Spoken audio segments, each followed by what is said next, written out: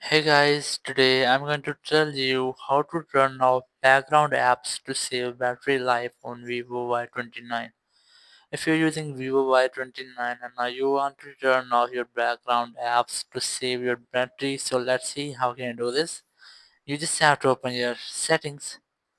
In settings, just scroll down and look for battery, and here just further scroll down and you will get the battery usage of your apps.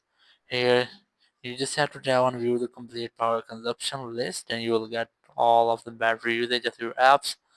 Just select one which battery background usage you want to disable. As I'm going to disable background usage of this one, so just tap on it. And here you will get the allow background usage option. Just tap on it to disable it. So in this way you can easily disable the background usage of every app. Just select them one by one and disable the background usage. Thank you very much for watching the video. Until next video, bye bye.